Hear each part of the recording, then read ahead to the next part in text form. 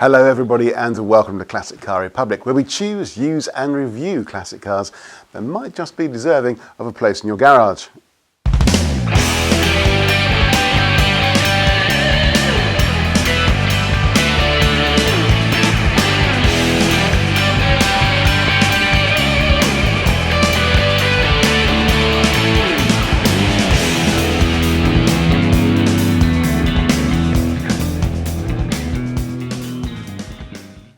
Today we're going to be looking at a car that is just as deserving of the term British icon as, say, the Jaguar E-Type, the Mini or even the Land Rover, and yet has graced the garages of film stars, rock stars and royalty, and yet still remains one of the most accessible ways to get into the classic car scene. It is, of course, the ubiquitous and ever popular MGB. Beautifully simple in its design, this Donald Hayter creation was the epitome of the less is more ethos. Gone were the raised flamboyant wings and arches that were so popular through the 1950s, exemplifying a decade of excess, replaced by timeless elegance. Uncluttered, unpretentious, and just about perfect from every angle. That design is now 60 years old, and like those other 60s icons, the Porsche 911 and the Jaguar E-Type, is worn those years exceptionally well. The MGB is a class act, transcending social barriers, so it really doesn't matter who you are. Rich, poor, famous or not, if you arrive at an MGB, you're going to be turning heads for all the right reasons.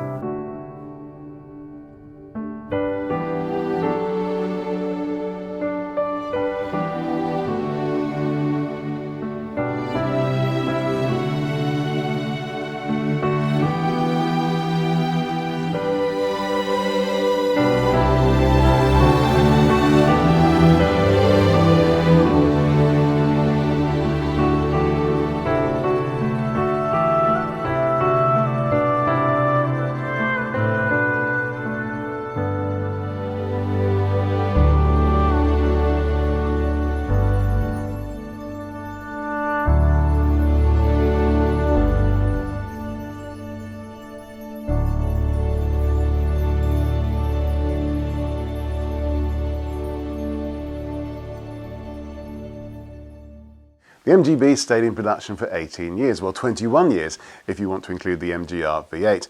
Over that period, 500,000 cars were produced, which means two things.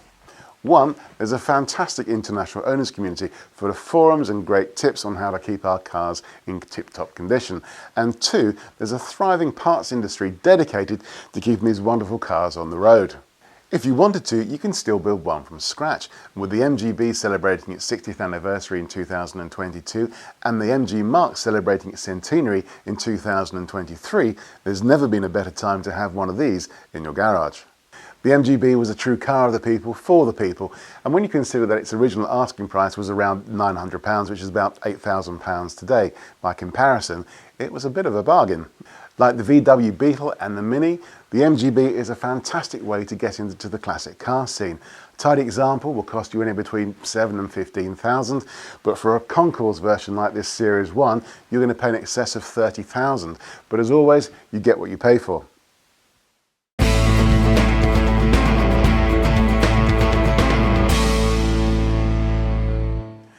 But of course, no birthday celebration is complete without a party. So we headed up to Gaydon in Warwickshire, where the British Motor Museum were hosting the festivities for the 60th anniversary. Here's how we got on. Over 1,100 cars had travelled across Europe to attend the event at Gaydon. Every version that you can think of was in attendance. MGBs, MGCs, GTs, Roadsters, Costello V8s and RV8s, everything was there. The love and attention to detail that has gone into preserving these cars for future generations is truly impressive. It's no exaggeration to say that millions of man-hours have gone into restoring and preserving these wonderful sports cars for the next generation. The MG Mark is alive and well. It's sometimes said that there are too many MGs for them to be truly special. Well, that's clearly a position that no one at Gaydon would agree with. Inside the British Motor Museum there is a fabulous display of MGs, including land speed record breakers, the old number 1 and the last of the cars off the production line. There are plenty of MG concept cars to view and cars that almost made it into production, but not quite. Back outside, I'm on the hunt because there are two cars that I'm extremely keen to see. So there are many original and very unique cars here, but one in particular is the Jacques Coons car, which was a Berlinetta, which I think came from, was it 1954? 64. 64. And the lady to ask is actually the lady whose father brought this particular car over for her, Heidi Clark. Hello Heidi, thank you for joining Classic Car Republic. Can you tell us about this fabulous little bit of car here? Yeah, well Dad brought it back from Belgium in the early 80s and it had been hit by a tram, so it was all smashed at the front. And I was barely old enough to drive at that point, and he said, we'll do this one for you. And looking at it in its sorry state, I wasn't too sure about that one. Well, he was clearly good to his word though, wasn't he? I mean, look at it, it's just fabulous. So how long did the restoration take? Oh, forever. He didn't start, he had to go in the 90s, but ran out of money and so stopped. And then he started it in about 2015, seriously. But then he died in 17 and it wasn't finished. Right, so right. We've all paid for a lot of it. So we've raised the money and finished it off as he wanted it to look, to his spec. Marvellous. I mean, because there's a great collection of I don't think I've ever seen so many in the same place. Because I mean, how many of these are now in existence? Oh, the gentleman from Belgium just said 17. 17, there right. There were 56 originally. So how many in the UK do you know of? 2 or 3, but I've never parked it with any others. Wow, so this is the first. This is the first, yeah. Brilliant, yeah. Brilliant. So, the Coon car is a very special car, but you also have another very special car. Yeah. So we're going to have a look. Now, of all the cars that I wanted to see here at the MGB 60, it's this one, because this car is incredibly special with its history, and there aren't too many cars here that you can say have raced at Le Mans, but this is one of them. So Heidi, this is such a special car. Can you tell us a little bit about this one? Yeah, well, similar sort of things. I came across it in the 70s. It raced at Le Mans in 65, and he was actually there. He saw it, but watched it race. So he bought it off a friend to help a friend out who needed the money. Paid £750 for it. Wow. And he's never parted with it. I think these were quite successful at Le Mans as well, weren't they? Yeah, second in class and 11th overall. Wow. This was the last year, so MG went there in 63, 64 and 65. Right. And this was the most successful. So I noticed you've got the name Paddy Hopkirk down the side. Yeah. Now, of course, everybody thinks of Paddy Hopkirk with the Monte Carlo Mini, but of course, Paddy Hopkirk was a factory driver for BMC. He was. Yeah. So did he actually drive this particular car? He did. Oh wow. Amazing, amazing. So when your dad first acquired the car, what kind of condition was it in? It didn't really look dissimilar to it does now. He always kept it as original as he possibly could.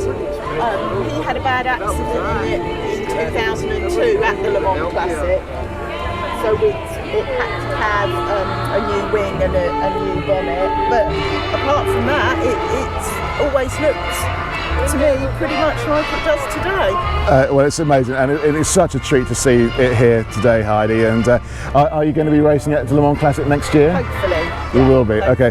Well, we'll be down there as well. Yeah. So hopefully we'll see you down there. 100 years, they want to do something special with cars that actually race there as well. Which will be amazing. So that would be good. Yeah. Heidi, thank you so much for your time. It's been a pleasure to see both your cars here. I hope you have a great day, and we'll see you very soon. Thank you.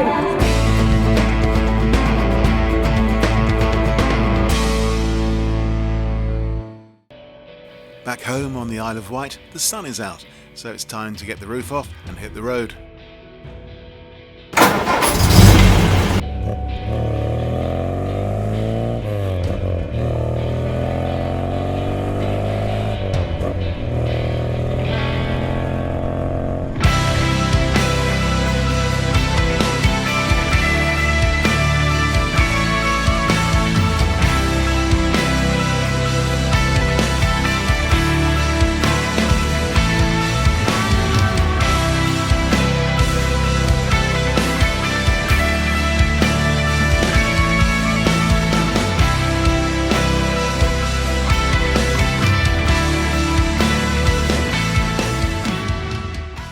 let's be very clear, the MGB is never going to set the tarmac alight with its frankly rather pedestrian 0 to 60 time of 11 seconds.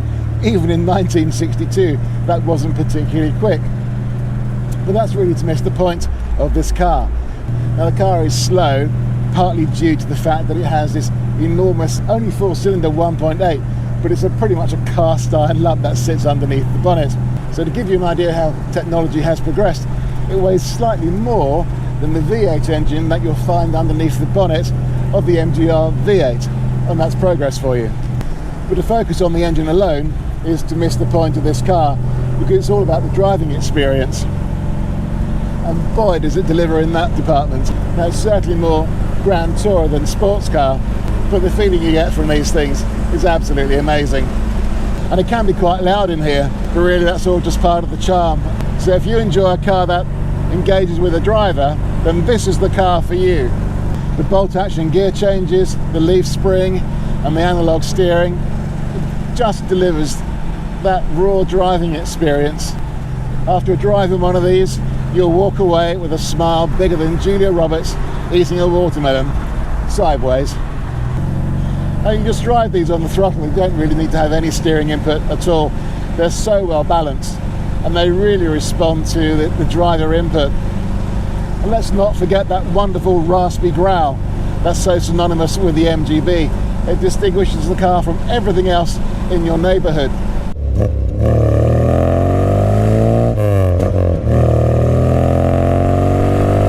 Oh, isn't that wonderful? Okay, it's more bark than bite. This is no £1 million Ferrari, but I can assure you, you're going to get just as many glances as something that's, well, 100 times more expensive. Everybody loves an MGB. Oh, don't forget, it's a sports car. You can overtake other cars. We restore these cars so they're pretty much turnkey, so drive it like you stole it. But you didn't, it's your car, but you may as well get to enjoy it. That's what they're there for after all. Now, the 1976 Formula One World Champion, James Hunt, believed that his A35 van delivered the most raw, pure driving experience of all the road cars that he had in his collection. And it's more of the same with the MGB. It's not about the top speed or even the acceleration.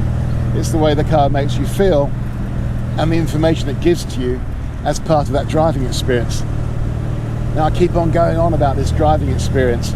How can it be so good? There's only one way to find out. Get in one and try it for yourself.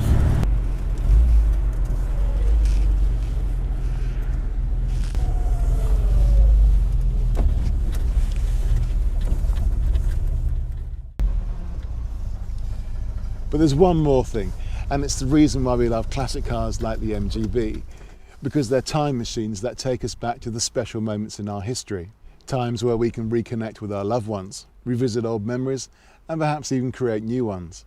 These cars are our history, omnipresent silent partners that ask so little from us and yet give so much in return.